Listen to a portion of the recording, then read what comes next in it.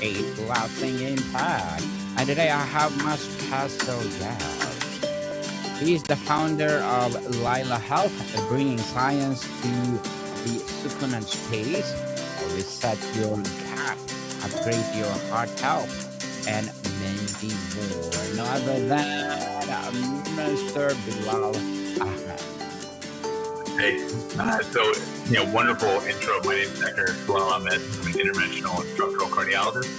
In layman's terms, that means I open up arteries during heart attacks and I replace valves without having to saw open the chest.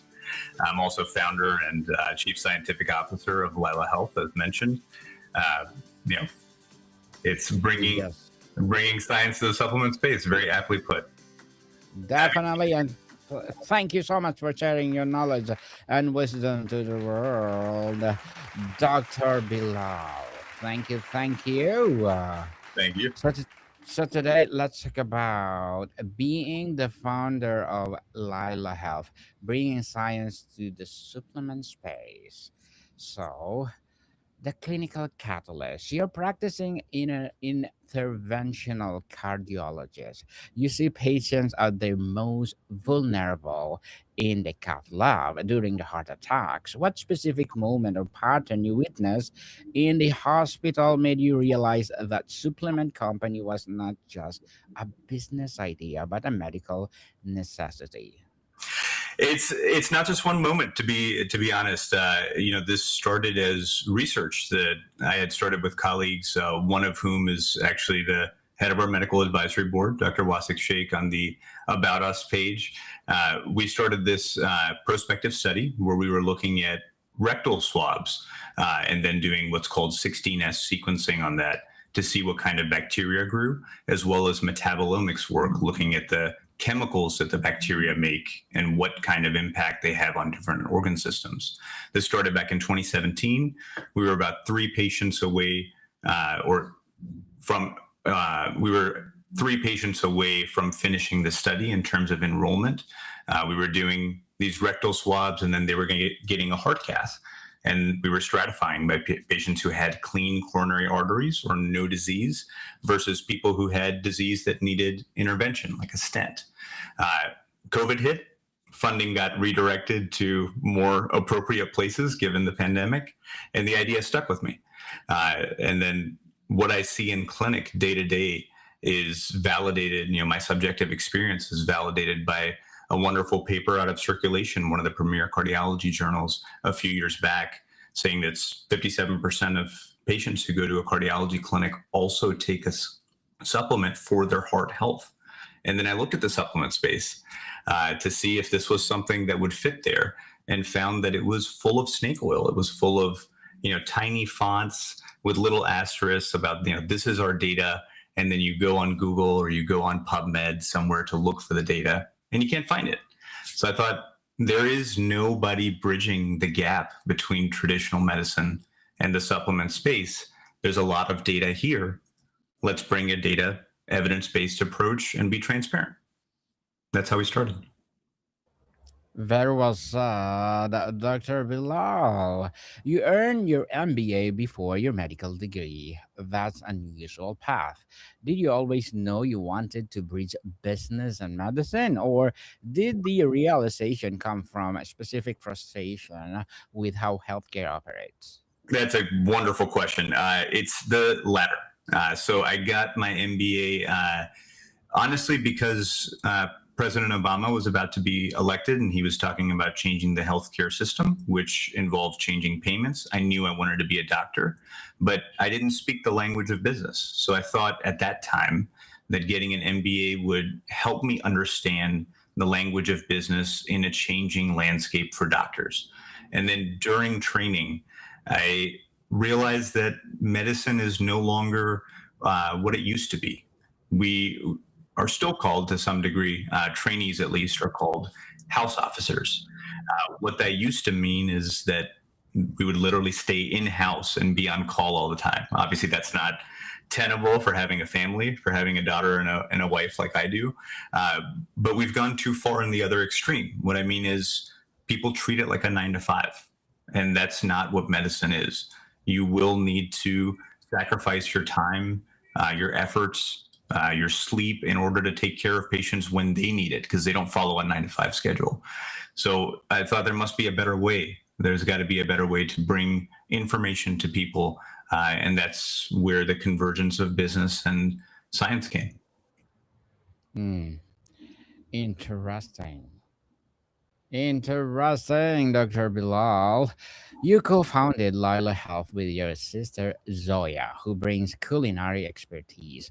How does the sibling dynamic shape the company's philosophy? Do you find yourself arguing science versus food, or there a natural harmony in your approach? Yeah, this is a question we get very often, and I wish everyone had the same relationship that we do.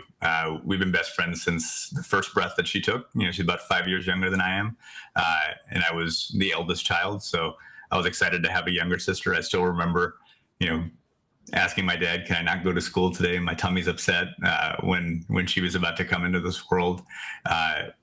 To answer your question, no, there's really no uh, conflict. There's a harmony, and actually, the way it started was she was finishing up culinary school. She wanted to bring South Asian or Pakistani flavor to the Western world because you go to a South Asian restaurant and it's all oily food and people think of it as unhealthy. But what we eat back home, we go every year to visit grandparents, aunts, uncles, so on and so forth. You know, my grandma has a mango tree in her front yard, and she makes mango lassi, and it's not made with heavy cream. It's not heavy on the gut. It's a light, refreshing drink that already has probiotics in it and is healthy for you.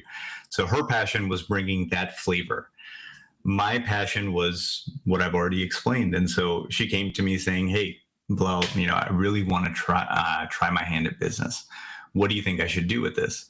And a light bulb went off, and I was like, "Hey, this already has probiotics in it. Why don't we engineer a formula? And instead of bringing mango lassi to shelves, let's flavor it with mango lassi." So she has done all the design that you see on the website for the packaging and for the stick packs. And she actually coordinated chansa mangoes, which are famous in that part of the world, actual chansa mangoes as our flavor rather than artificial mango flavoring. So it was a synergy that neither of us saw happening, but it's been a beautiful experience. Beautiful indeed. I hope your sister will be my guest on Food 101. Absolutely. I'll let her know. I'm interested to it.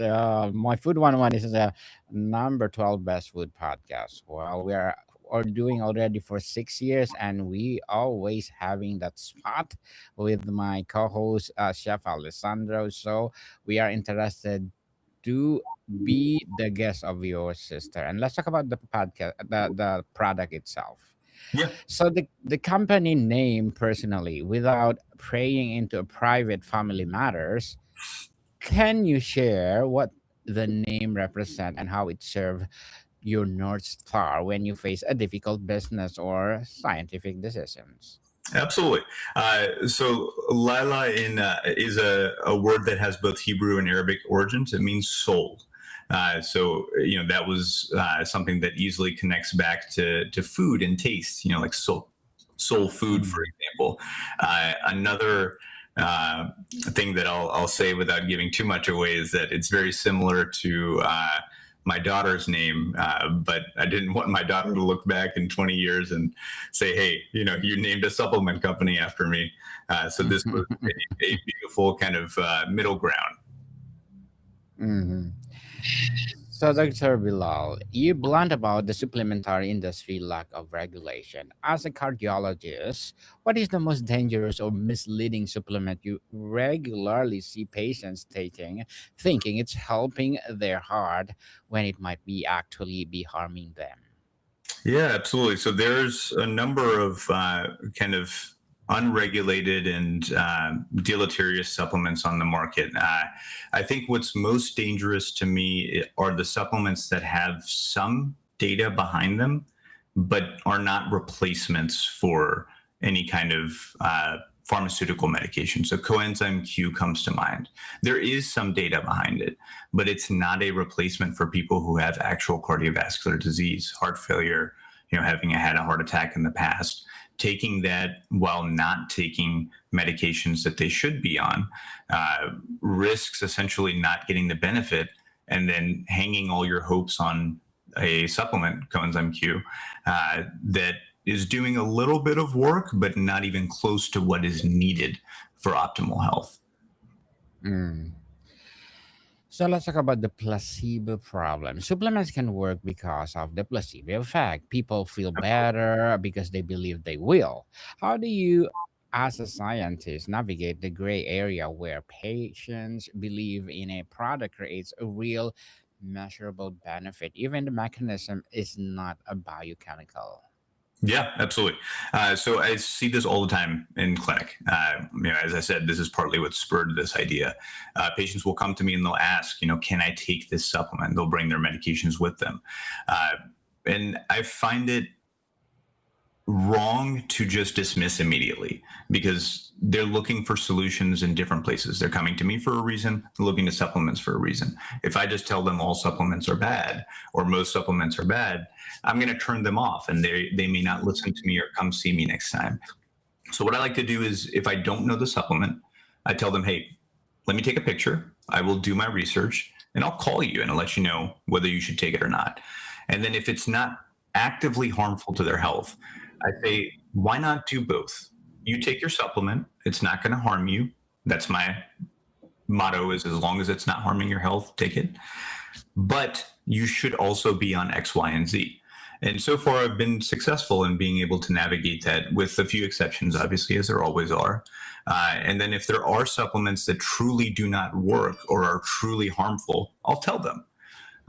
That's always kind of a prickly conversation to have with patients, but I think if you explain it correctly and you give them the peace of mind that my doctor's listening to me and not just dismissing this as BS, they're more inclined to listen to what you have to say. Very well said, Dr. Bilal. Your Lincoln series calling out wellness myth was gain attention.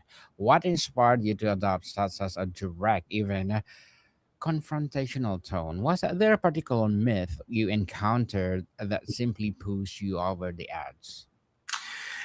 I wish I could focus on one, but it was initially a list of 30 wellness myths, and my COO and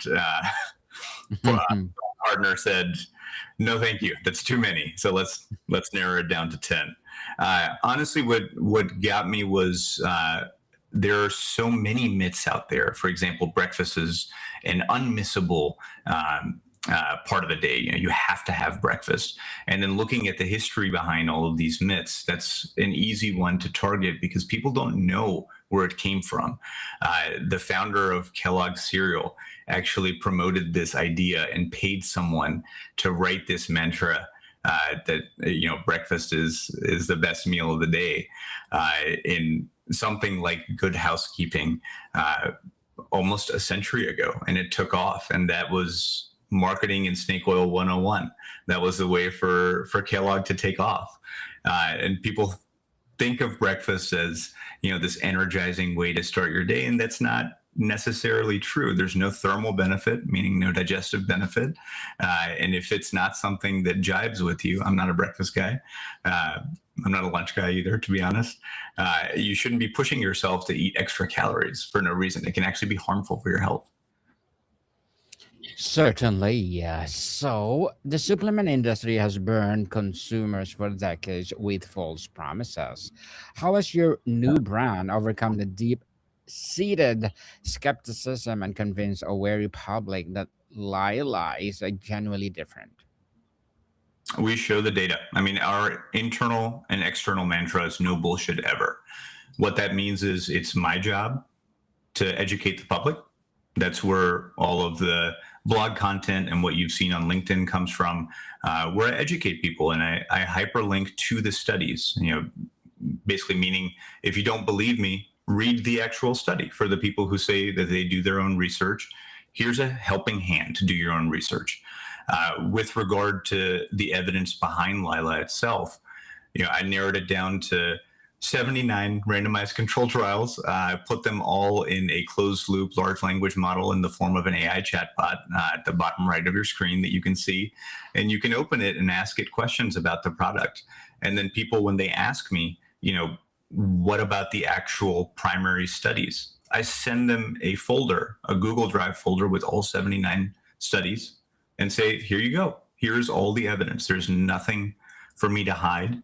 I'll tell you where the blind spots are, where we don't know what we don't know in terms of microbiome science, but it's a real science that is, I think of it at least, where genomics was in the 90s. It took tens of thousands of dollars and a long time to sequence one person's genome.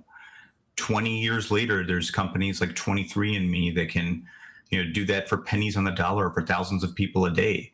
And now we have CRISPR technology where you can literally cure sickle cell cancer or sickle cell disease by altering one point mutation in the genome. So it's a matter of time between the gut microbiome being in the supplement space to being in the pharmaceutical biotech space. It just hasn't gotten mechanistically to the point where a pharmaceutical company can isolate a compound in a lab and then sell it as a drug. Mm-hmm. Sell it as a drug. So tell us, Dr. Bilal, what is Lylah is all about? What is it? Can you tell us? One more time. What is Lylah is all about? Is it a drinks or? No, so it's a stick pack like Liquid IV or Crystal Light. It tastes like mango lassi because it's been flavored by Chansa mangoes.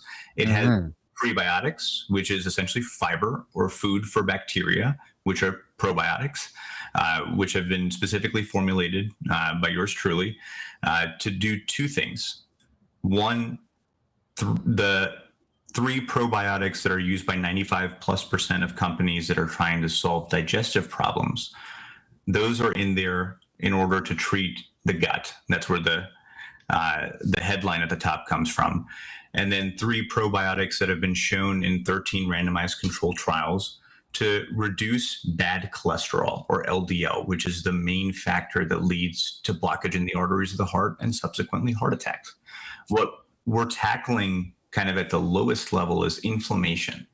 Inflammation is the driver of most chronic diseases, especially the ones that are lifestyle related, like food and kind of Western lifestyle related in terms of being sedentary. So the whole concept is having the food for the bacteria themselves, and then postbiotics, which the vast majority of companies don't include. Postbiotics are just the chemicals that the bacteria make after they eat the fiber.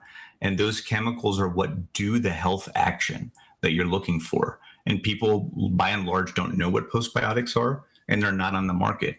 Without all three, you really don't have an effective product. Differentiators for us are, I know heart health. That's what I do for a living day to day. And so my interest was, how do I get a preventative type solution to patients in a way that they can palatably take, that tastes good? And the Lylah stick pack, with my sister, with the formulation in terms of the flavor and the way the packaging looks, she took care of that part, and I took care of making sure the science is sound. So you have Mhm. digestive symptoms, it'll treat that, and it'll also lower your cholesterol. What I tell consumers, both potential and current consumers, is try it. It's not a silver bullet. What I mean is, you can't eat a steak 3 times a day and sit on the couch and not do any exercise and expect this to do anything for you. There has to be some progress that you're trying to make for your health, and this helps speed that along. So check your cholesterol panel before you start it, and then 3 months later check it again, and you will Mhm. see that the LDL, or the bad cholesterol, is lower. And that's as much proof as you can get, in my mind. You can chat with the data, see the randomized controlled trials yourself, and also personally test it. So, Dr. Bilal, what's the big difference of this product to the one they are producing by David Beckham, IM8 or whatever? Is it the same? It's not the same. So David Beckham's product, I don't believe has postbiotics in it. Again, postbiotics are the main actor in terms Mm-hmm. of the health solutions. And also, I would really encourage anyone listening to look up the studies that are cited on the website. Try to find them and see if you can, because they're hidden and they're very well hidden. And whenever something is hidden from a data perspective, it should make you suspicious. Because if people are saying we are evidence-based, but you cannot find the evidence, that's the definition of misleading. So where do people can buy this product? Currently, it's online at our store. We're e-commerce for a reason, to start. This is how most supplement companies start. We're also going to be on TikTok Shop shortly. I'd say next week. But this is where you can buy us, and at some point we'll make the decision to go to retail. But for now, it's ours, and so you can buy it at our home base.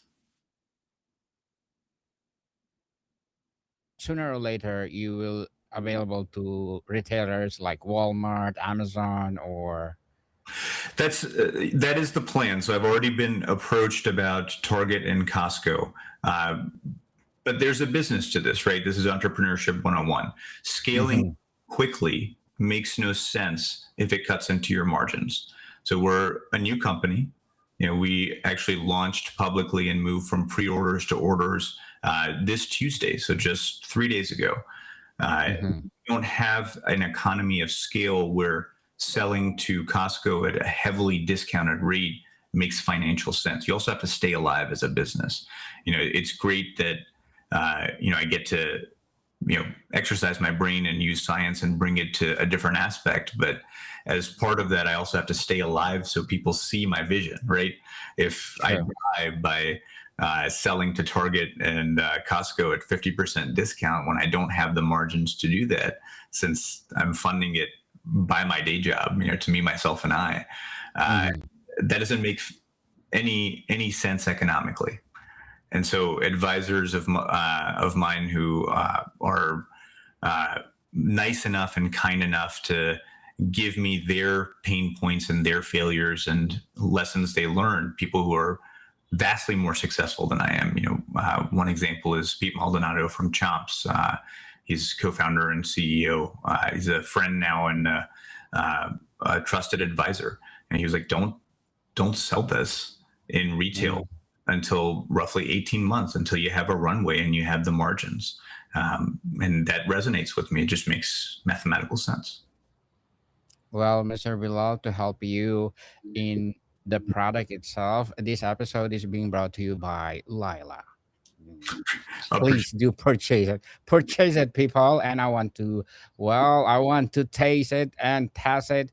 And for sure, if it's good, well, I have a lot of podcasts I will introduce to the world. Again, people, this episode is being brought to you by Lylah.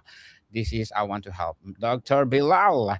So tell us, what is your vision and mission for this product?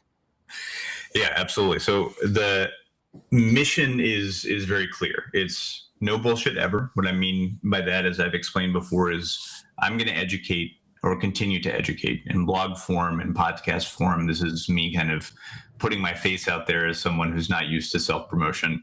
But my vision is that people see that the gut microbiome and targeting that for therapeutics is not a woo-woo science or kind of pseudoscience, if you will.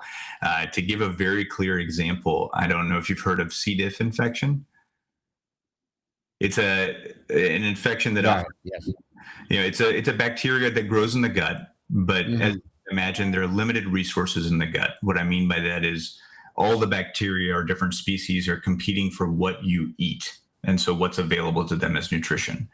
So C. diff usually is not growing in abundance in the gut, but you get antibiotics, and all of a sudden, like chemotherapy, antibiotics kills the bacteria that you're trying to kill, but also kills other bacteria or good bystanders that are there to help and to outcompete the C. diff. C. diff then grows in abundance. And there's a large subset of people who don't respond to antibiotics and have C. diff over and over again. And it's a debilitating disease. So the way this whole concept actually came out, there was a landmark paper in 2013 where people took healthy people's stool, put it in a pill, and gave it to people with C. diff infection that wasn't being cured by antibiotics. And they were cured immediately. And they remained cured. And the whole concept then came to fruition. The National Institute of Health then funded a 10-year study, the Human Microbiome Project, which ended about 7 years ago, really profiling what a normal kind of distribution of gut microbiomes looks like. And so that's why I say it's like genomics in the sense that it's very real science. It's something that's been adopted in GI kind of most heavily because that's where it started. But there are studies that have already determined that people who have certain types of cancers with certain types of mutations that qualify for biologic therapy, similar to chemotherapy, but more targeted, if you give that biologic therapy to two people who have different gut microbiome phenotypes, one person with a healthy gut microbiome phenotype will respond to the biologic. A person with an unhealthy phenotype will not respond as well to the biologic. And so there are randomized controlled trials, studies being done at academic institutions globally, looking at ways to alter the gut microbiome so that people respond to cancer treatment better. It's something that affects every organ system. And what people don't know, or not enough people know, is that there are more bacterial cells in our body than there are human cells. We're literally more bacteria than human. It would be foolish to think that there is not a significant interplay between how the bacteria act, what chemicals or postbiotics they make, and what our health outcomes are. In fact, 70 to 80% of the immune system training happens in the gut through those microbes. And we don't, at least I don't hear about it in the public. You correct me if I'm wrong, Daniel, but is that something that you knew? Yes, that's new for me. So thank you for informing us. So, Dr. Bilal, as a founder of Lylah Health, this will to wrap up our discussion for today. What are your short-term and long-term goals? My short-term goal is to bring this concept that you should demand more from your supplements to the public. You should look for evidence-based solutions and know how to kind of parse through, what's real and what's not. My long-term vision is to have something for every organ system.